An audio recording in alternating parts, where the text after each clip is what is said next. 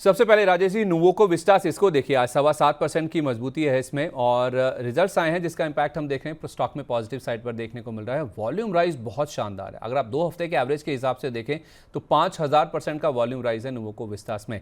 Sir, ये जो volume rise है ये क्या इंडिकेट कर रहा है? क्या बड़े निवेशक भी आए हैं नतीजों के बाद खरीदारी करने?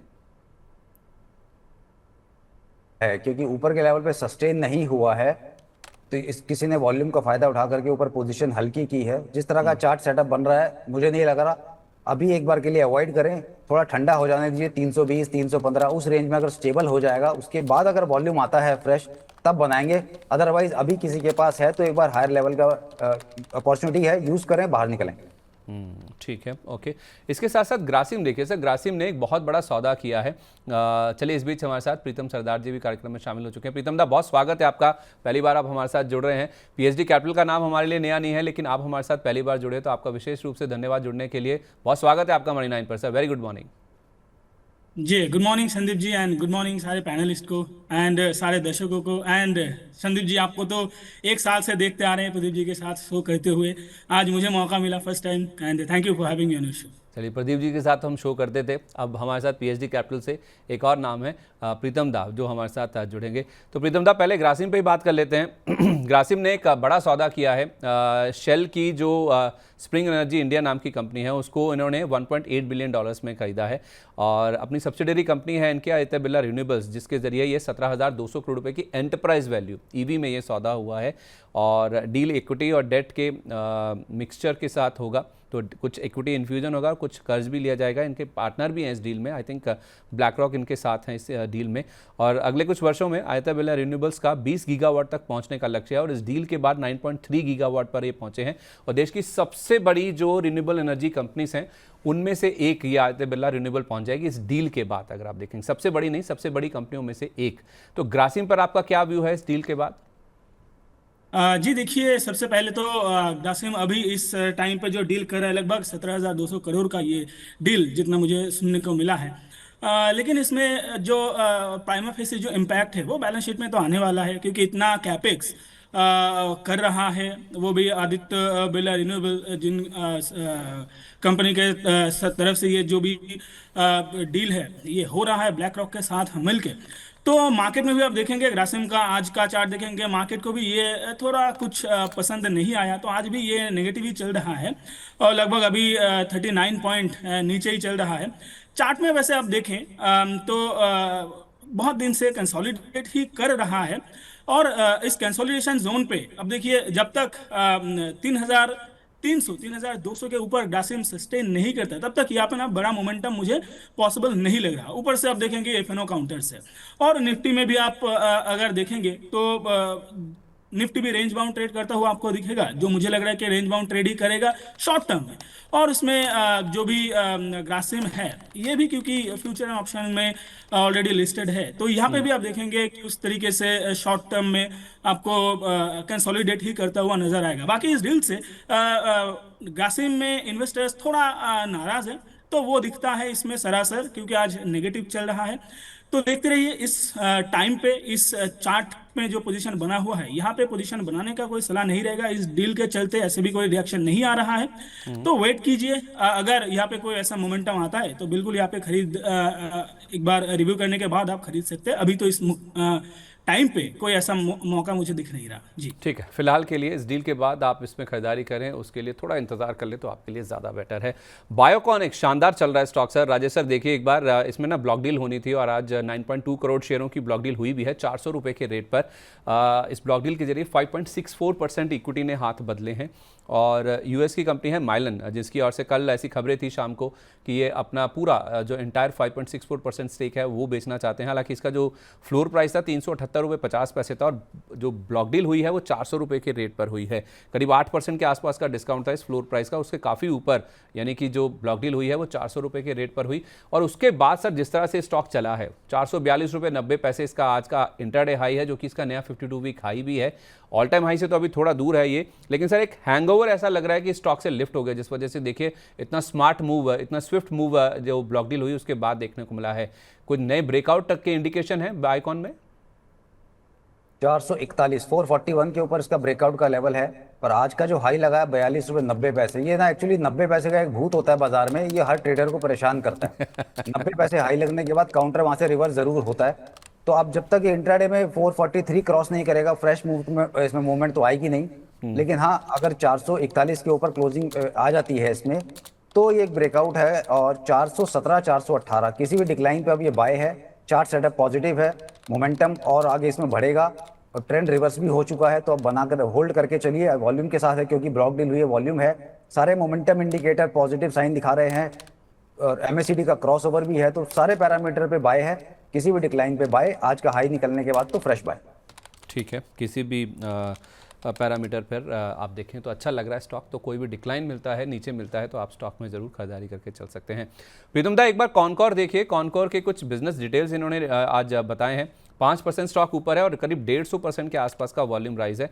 कॉनकॉर के जो डिटेल्स हैं वो मैं आपको बता भी देता हूँ। 8.9% का इनका जो कंटेनर वॉल्यूम है वो जून एंडेड क्वार्टर में इन्होंने दिखाया है। इनका जो एक्सपोर्ट इंपोर्ट और जो डोमेस्टिक कार्गो है, दोनों में ही ग्रोथ काफ़ी अच्छी आई है। जो Q1 के बिजनेस अपडेट्स इन्होंने दिया और वो बाजार को पसंद आए हैं। स्टॉक पसंद है सर आपको? इन लेवल्स पे भी लिया जा सकता है या फिर जिनके पास है वो मुनाफा वसूल है?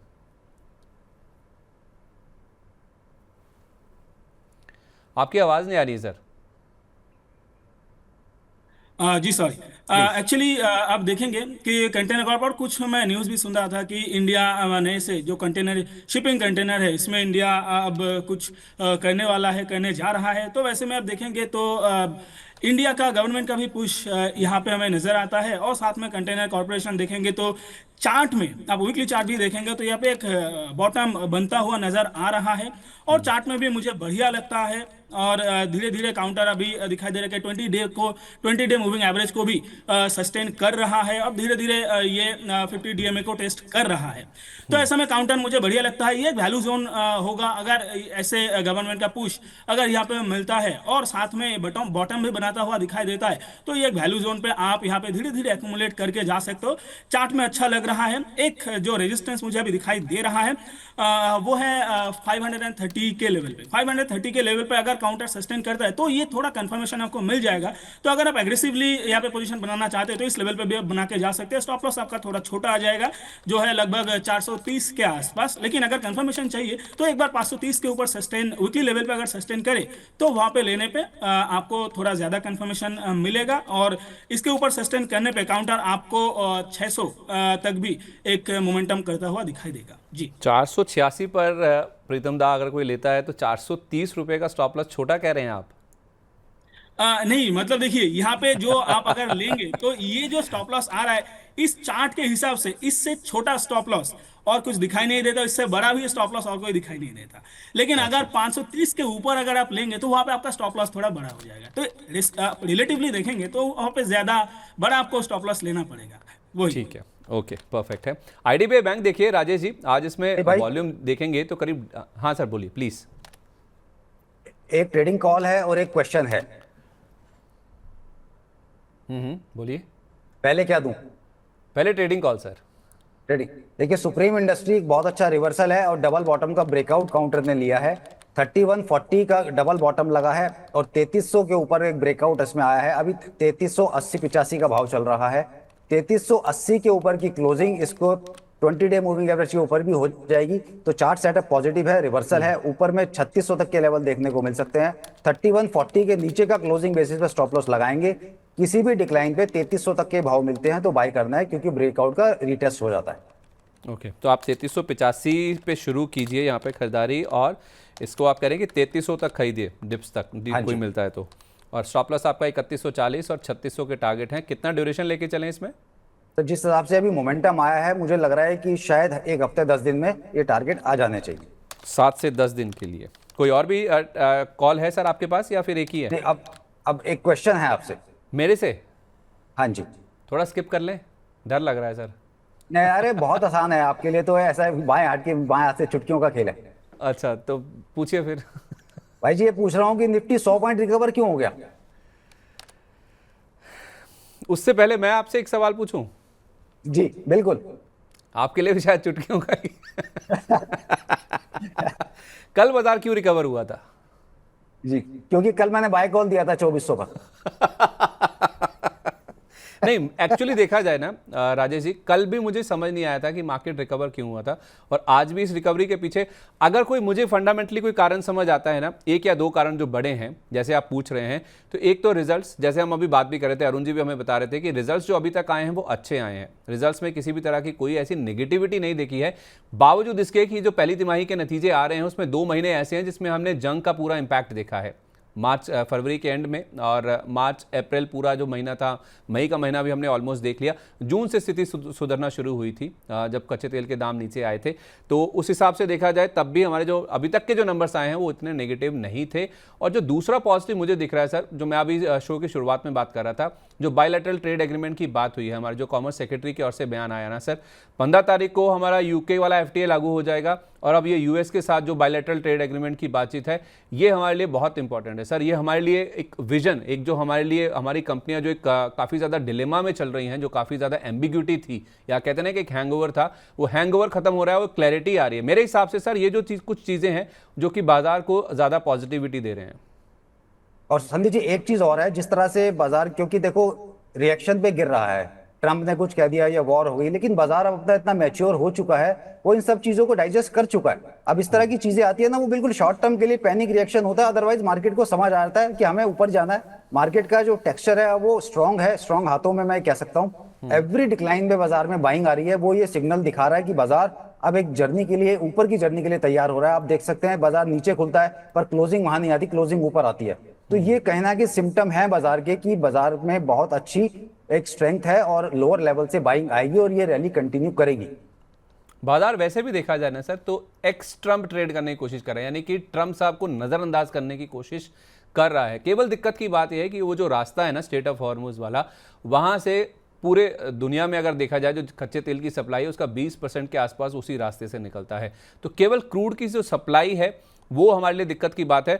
और जब सर ये जब बात चली है ना, तो एक चीज़ और आपको बता दूं, अब यूएई के 2 टैंकर्स के ऊपर हमला हुआ, जिस वजह से हमने देखा कि ये पूरा मामला बिगड़ता हुआ दिखा। अब यूएई ने क्या किया है सर, एक दूसरा रास्ता निकाल रहे हैं। वो कह रहे हैं कि आप ओमान के आसपास अपने जो शिप्स हैं वहाँ लाइए, हम अपने जो शिप्स है वहाँ तक पहुँचा देंगे दूसरे रास्ते से, तो वहाँ से आप टैंकर टू टैंकर अपने जो तेल है उसको लेकर के फिर समुद्र के रास्ते वहाँ से निकल जाइए। तो वो जो स्ट्रेट ऑफ हॉर्मुज का वो जो एक दिक्कत थी, या वो जो रास्ता है जहाँ पर अटैक्स हो रहे हैं या फिर जो जिसको पार करना मुश्किल है, उसका एक दूसरा रास्ता यूएई ने निकाल लिया है। अगर बाकी देश भी निकाल लेते हैं, सऊदी अरब भी अगर ऐसा कुछ कर लेता है, तो फिर ये जो पूरी टेंशन थी, क्योंकि कच्चे तेल की सप्लाई ही दिक्कत है, ट्रम्प साहब लड़ाई करते रहे या फिर वहां पे हमले होते रहे ईरान पे, हमें उससे ज्यादा फर्क नहीं पड़ेगा। हमारे लिए दिक्कत की बात है कच्चा तेल और उसकी सप्लाई। ये रास्ता देखो निकालना पड़ेगा। हम वैसे भी कहीं देखते हैं कि अगर हम रोड पे जा रहे हैं, कोई एक रास्ता बंद है, तो हम वहां से डाइवर्ट होकर दूसरे रास्ते जाते हैं। तो अगर पूरी दुनिया को ही पता है कि यहाँ पे टेंशन है और यहाँ पे आने से हमें दिक्कत परेशानी हो रही है, तो वो नए रास्ते निकलेंगे ही निकलेंगे। और कुछ समय बाद आप देखोगे स्ट्रेट ऑफ हॉर्मुज की इतनी ज्यादा इंपॉर्टेंस रह भी नहीं जाएगी आने वाले समय में। इससे सबसे बढ़िया एग्जांपल तो इसमें सर दिल्ली वालों का ही है। दिल्ली वाले नहीं रुकते सर। जाम अगर लगा होगा, या तो दूसरा रास्ता ले लेंगे या पलट के आ जाएंगे। फ्लाईओवर पे जाम है तो फ्लाईओवर के नीचे से चले जाएंगे। क्या ठीक है। आईडीबीआई बैंक का प्रीतम दा, इसको देखिए, इसको लेकर कुछ रिपोर्ट्स आ रही हैं कि वापस से जो विनिवेश है, जो स्ट्रेटेजिक विनिवेश करना है, पूरी तरह से जो प्राइवेटाइजेशन करना है बैंक का, इस बैंक का सरकार को, उसको लेकर फिर से दोबारा से सरकार ने मंजूरी दे दी। पिछली बार आपको याद होगा जब बोलियां आई थी तो रिजर्व प्राइस के नीचे बोलियां आई थी, जिस वजह से सरकार ने ऑल टुगेदर इसको खारिज कर दिया था। वापस इसको रिवाइव किया गया है, ऐसा एक न्यूज़ रिपोर्ट बता रही है कि कल कुछ उच्च स्तरीय बैठकें हुई हैं, काफ़ी सारे अधिकारी मिले हैं, अब वापस से इस प्रोसेस को रिन्यू किया गया है, जिसका इंपैक्ट हम देखें कि स्टॉक प्राइस पर देखने को मिल भी रहा है और वॉल्यूम भी ग्रो कर रहा है। 144% के आसपास वॉल्यूम राइज है। सर एक समय ये काफ़ी ऊपर चला गया था, 100 को भी पार कर गया था, और जब उस दिन खबर आई थी कि ये रद्द हो गया, आई थिंक 70 रुपये के नीचे भी फिसल गया था। चलते चलते अब ये 86 रुपये के आसपास आ गया। इन लेवल्स पर दोबारा इस न्यूज़ फ्लो के आधार पर खरीदने की सलाह होगी? जी देखिए, अगर चार्ट में देखेंगे तो काउंटर बढ़िया लग रहा है। एक फ्लैग पैटर्न शॉर्ट टर्म में बना हुआ है वीकली चार्ट पे, और इस फ्लैग पैटर्न का लगभग आज के सेशन में भी आप अगर देखेंगे तो फॉलोअप भी आ रहा है। पिछले कल का जो क्लोज आया था उसका फॉलोअप भी आ रहा है, और वीकली चार्ट पे देखेंगे ये ब्रेकआउट भी आता हुआ यहाँ पे दिखाई दे रहा है। तो जी हाँ, यहाँ पे आप अगर शॉर्ट टर्म के लिए प्ले करके जा सकते हैं तो वो भी आप करके जा सकते हैं। जो हर्डल एक दिख रहा है 92 के आसपास। तो अगर आप इस लेवल पे पोजीशन बनाते हैं, जो लो यहाँ पे 80 81 के आसपास दिखाई दे रहा है, वहां पे आप स्टॉप लॉस लगा के आपका फर्स्ट टारगेट यहाँ पे 92 एंड उसके ऊपर का भी आपको टारगेट यहाँ पे आता हुआ दिखाई देगा। बस यहाँ पे आपको व्यू रखना चाहिए 1 से 2 हफ्ते का। न्यूज बेस्ड अभी ये मोमेंटम चल रहा है और यहाँ पे ब्रेकआउट भी आ रहा है स्ट्रक्चरल। तो यहाँ पे आपको शॉर्ट टर्म एक थोड़ा प्रॉफिट यहाँ पे आता हुआ दिखाई दे सकता है जी। तो 92 का टारगेट है, 81 रुपये का स्टॉप लॉस लगा के आईडीबीआई बैंक में आप खरीदारी कर सकते हैं। राजेश जी, टाटा कैपिटल को देखिए, इन्होंने गोल्ड लोन कारोबार में एंट्री कर ली है। इन्होंने कंपनी का एक्विजिशन किया है योगा शेमाम लोन्स के नाम से, और 318 करोड़ रुपए की रकम में ये इन्होंने खरीदारी की है, जो कि एक एनबीएफसी है और वो गोल्ड लोन के कारोबार में है। तो जाहिर सी बात, अब एक्विजिशन हो गया तो फिर इनकी भी एंट्री उस स्पेस में हो गई। तो पूंजी निवेश और जो मौजूदा शेयरधारकों से शेयर खरीद के जरिए ये सौदा पूरा होता हुआ नजर आया है। तो Tata capital sir gold loan में भी एंटर की है, लगातार अपना जो रिटेल पोर्टफोलियो उसको एक्सपैंड करने की कोशिश कर रहा है, और शेयर में काफ़ी समय लगा सर लिस्टिंग होने के बाद, थोड़ा थोड़ा चला है ये। अब मोमेंटम पिकअप होता हुआ नजर आएगा स्टॉक में। देखिए, मोमेंटम पिकअप के लिए इसको अभी 372-73 रुपए के ऊपर क्लोज होना चाहिए, तब मोमेंटम पिकअप होगा। अदरवाइज किसी को पोजीशन बनानी है तो मुझे लग रहा है 340 330 के काउंटर वापस आ सकता है। वहां पे एंट्री बनाएंगे तो वो सेफ बाइंग होगी। वहां से आपका टारगेट होगा पहला 370 और 375 के ऊपर की क्लोजिंग अगर मिल जाती है, फिर ये काउंटर अपने नए हाइस की तरफ चलेगा। 340 से क्या रेंज बताई आपने? 335 से 340। 340 से 335 की रेंज में खरीदिए, फिर आपको ऊपर में 370 तक के टारगेट्स मिलेंगे। तो थोड़ा नीचे आने दीजिए, नीचे में अगर मिले तो आप यहाँ पे खरीदारी कीजिए। प्रीतम दा, एक बार गैलेंट मेटल देखिए। गैलेंट मेटल आज करीब 1.5% के आसपास की मजबूती है, 150% का वॉल्यूम राइज है। ये वॉल्यूम्स, जो बढ़ते हुए वॉल्यूम्स के साथ स्टॉक चल रहा है, क्या इंडिकेट कर रहा है? गैलेंट मेटल मतलब गैलेंट इस्पात? हाँ सर, वही। यस। तो गैलेंट इस्पात पे भी देखेंगे, अगर कंसोलिडेशन रेंज में चल रहा है, बॉटम बनाने की कोशिश कर रहा है। ऊपर से थोड़ा नीचे आया था टॉप बनाने के बाद। अब देखिए यहाँ पे एक रेंज बाउंड ट्रेडिंग होने का चांसेस मुझे ज़्यादा लगता है। जो रेजिस्टेंस मुझे दिखता है 740 के लेवल पे, इसके ऊपर जब तक सस्टेन नहीं देता, ऊपर के तरफ मूवमेंट आना पॉसिबल नहीं लग रहा है मुझे। बाकी बॉटम भी अभी उतना अच्छा कंफर्म भी नहीं हुआ। तो एक बार देखिए, अगर यहाँ पे किसी का पोजीशन लेना है तो 740 के ऊपर लेंगे तो ज़्यादा अच्छा रहेगा। इस लेवल पे एग्रेसिव हो जाएगा, और क्योंकि बॉटम भी कंफर्म नहीं है तो हो सकता है कि यहाँ पे आपको टाइम बहुत ज़्यादा देना पड़े जी। राजेश जी, पीडीएस को देखिए। पीडीएस में आज जबरदस्त मूव देखने को मिला है। फ्रांस की कंपनी के साथ इन्होंने एक मल्टी ईयर सास एग्रीमेंट किया है, SaaS यानी कि सोर्सिंग एज अ सर्विस करार किया है इन्होंने। फ्रांस की जो सुपरमार्केट की ग्लोबल सोर्सिंग सब्सिडरी है उसके साथ इन्होंने करार किया है। इस करार के तहत ये करेंगे क्या? 5 देशों में जो टेक्सटाइल सोर्सिंग ऑपरेशंस हैं उनको मैनेज करने के लिए ये करार किया गया है, तो जिसको बाजार ने पसंद किया है। और पीडीएस के स्टॉक में हम देख रहे हैं कि आज सर डबल डिजिट गेंस देखने को मिल रहे हैं। ये और एक्सटेंड हो सकते हैं, या फिर जिनके पास हैं वो बुक करने के बारे में सोचें? देखिए, जिनके पास है वो एक बार तो बुक कर लीजिए। 380 रुपए के अगर ये काउंटर नीचे आता है तो वापस 355 350 दिखेगा, वहां पे आप दोबारा फ्रेश पोजीशन बना सकते हैं। कि आज का जो चार्ट सेटअप है वो बता रहा है कि आने वाले कुछ दिनों में एक बार प्रॉफिट बुकिंग देखने को मिल सकती है। अगर नहीं भी आती है तो आप सेफ अगर आप जाना है तो 382 का स्टॉप लॉस लगा लीजिए, उसके नीचे जाता क्लोज कर देंगे, देन 355 350 आता है तो फिर से बाइंग बना लीजिए। ओके, ठीक है। प्रीतम दा, आज बीईएल को लेकर खबर है, इनको ऑर्डर मिला है। वेल्सपन कॉर्प को भी एक नया oil and gas export project का ऑर्डर मिला है 1400 करोड़ रुपए का। इन दोनों स्टॉक्स में ऑर्डर विन के चलते जिस तरह का मोमेंटम है, क्या ये और एक्सटेंड हो सकता है? इन दोनों स्टॉक्स में से कोई स्टॉक आपको पसंद हो तो?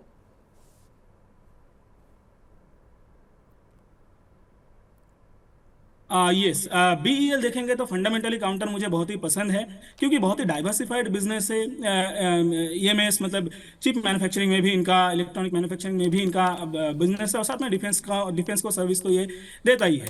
अब यहाँ पे देखेंगे कि लगातार काउंटर कंसोलिडेशन में है, तो न्यूज़ के चलते ना यहाँ पे ज़्यादा रिएक्शन अभी आता हुआ दिखाई नहीं दे रहा। वैसे ऑर्डर तो बहुत सारा, काउंटर के पास ऑर्डर भी बहुत ज्यादा है, लेकिन उसके बाद भी अभी रिसेंटली सुनाई दे रहा था 510 करोड़ के आसपास इन्होंने वापस से एक ऑर्डर बैक किया है, लेकिन रिएक्शन उतना बढ़िया नहीं है। तो इससे पता लगता है कि काउंटर यहाँ पे कंसोलिडेशन में है, और ये कब तक ये कंसोलिडेशन खत्म होगा वो भी यहाँ पे हम कह के नहीं जा सकते कि नहीं इतना टाइम लगेगा। तो अगर आपको एक्यूमुलेशन करना है, डिफेंस में अगर इन्वेस्ट करना है, तो अभी थोड़ा थोड़ा सेंटिमेंट सुधर भी रहा है, तो यहाँ पे आप धीरे धीरे एक्यूमुलेट करके भी जा सकते हो बीईएल पे, लेकिन इमीडिएटली चलेगा ऐसा मेरा व्यू नहीं है। यहाँ पे आपको थोड़ा लॉन्ग टर्म जाना पड़ेगा, एटलीस्ट 6 to 12 मंथ आपको यहाँ पे देखना पड़ेगा। और बाकी, और दूसरा काउंटर आपने क्या बताया था सर?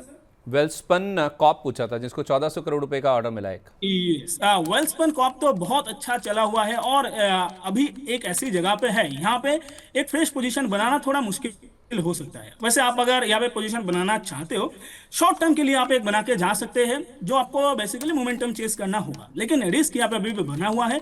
अगर आप मिड टर्म या फिर लॉन्ग टर्म के लिए भी देखते हो तो ये लेवल सही नहीं है, थोड़ा डिप मिलता है तो काउंटर पे आप पोजीशन बना के जा सकते हो। वैसे काउंटर बढ़िया मोमेंटम में है और लगातार मोमेंटम में चल भी रहा है, तो जी हाँ, एक बार डिप मिले तो यहाँ पे खरीदने का सलाह रहेगा। कोई भी डिप मिले खरीदने का सलाह रहेगा, इमीडिएट बेसिस पे आपको यहाँ पे नहीं खरीदना चाहिए, रिस्क थोड़ा ज्यादा हो जाएगा। ठीक है प्रीतम दा, आप कह रहे हैं कि BEL अगर खरीदें तो 6 से 12 महीने का नजर रखिए, थोड़ा समय लेगा, धीरे धीरे चलेगा। जल्दी चलने वाला कोई स्टॉक बताइए। जी, एक काउंटर अगर आप देखेंगे फार्मा सेक्टर से, वो है डिवीज लैब। डिवीज लैब पे अगर आप देखेंगे एक ब्रेकआउट भी आया हुआ है, लगातार कंसोलिडेशन में फंसा हुआ है, लेकिन यहाँ पे एक आपको kind of cup and handle pattern जैसा बनते हुए आपको दिखाई देगा। डेली चार्ट पे भी, वीकली चार्ट पे भी देखेंगे, और ये ब्रेकआउट मुझे लगता है कि ये मोमेंटम जो है ये कंटिन्यू होगा। और काउंटर अगर आप यहाँ पे एक पोजीशन बनाते हैं इसी लेवल पे, तो बिल्कुल आपका यहाँ पे दो टारगेट मैं देना चाहूंगा। एक होगा 7486 के लेवल पे, 7496 के लेवल पे, एंड अगर काउंटर इस लेवल को सस्टेन कर लेता है तो वापस से 8100 भी काउंटर आपको आता हुआ दिखाई देगा। स्टॉप लॉस की बात करें, जो हैंडल का भी जो टॉप बॉटम था, जो लगभग आता है आपको 6369 के लेवल पे, वहां पे आप एक स्टॉप लॉस रख के आप काउंटर पे 2 से 3 महीने तक अगर आपका व्यू रहेगा तो काउंटर आपको आराम से 8000 के आसपास भी आता हुआ दिखाई देगा। और फार्मा में वैसे भी मोमेंटम है, तो मोमेंटम में ये काउंटर ब्रेकआउट भी दे रहा है, तो ये एक अच्छा पोजीशन आपको आता हुआ दिखाई देगा। जी चलिए, बहुत शुक्रिया आपका प्रीतम दा, अपना कीमती समय आज हमारे साथ शेयर करने के लिए। काफी सारे स्टॉक्स पर बातचीत हुई है, उनमें कोई डिस्क्लेमर? जी बिल्कुल, जो भी काउंटर्स इंस्ट्रूमेंट्स लेके आज मैंने डिस्कस किया हुआ है वो मेरा या तो पीएचडी कैपिटल के पर्सनल पोर्टफोलियो में नहीं है। नो कॉन्फ्लिक्ट ऑफ इंटरेस्ट, हो सकता है कि क्लाइंटों के पास हो या फिर अलग अलग मीडिया चैनल्स में भी रिकमेंडेशन हो सकता है। और registration granted by SEBI, membership of BSE and certification of NISM। No way guarantee any performance of intermediate और provide any assurance of return to the investors. जो भी खरीदना है स्टॉक मार्केट में सारा रिस्की होता है, अपने वित्तीय सलाहकार से सलाह लेके फिर आप इन्वेस्ट कीजिए। धन्यवाद संदीप जी। बहुत शुक्रिया सर। राजेश जी, आपका कोई डिस्क्लेमर जाने से पहले? जिन भी स्टॉक्स पे बात किया, कोई पर्सनल होल्डिंग नहीं है, क्लाइंट्स के पास हो सकती है। ट्रेड करने से पहले वित्तीय सलाहकार की राय ले लें। सेबी का रजिस्ट्रेशन, NISM का सर्टिफिकेशन किसी भी तरह से ट्रेड में गारंटी नहीं देता है। स्टॉप लॉस लगाए बिना काम ना करें और MTF का यूज बिल्कुल ना करें। ये पर्सनल मेरी सलाह है सबको।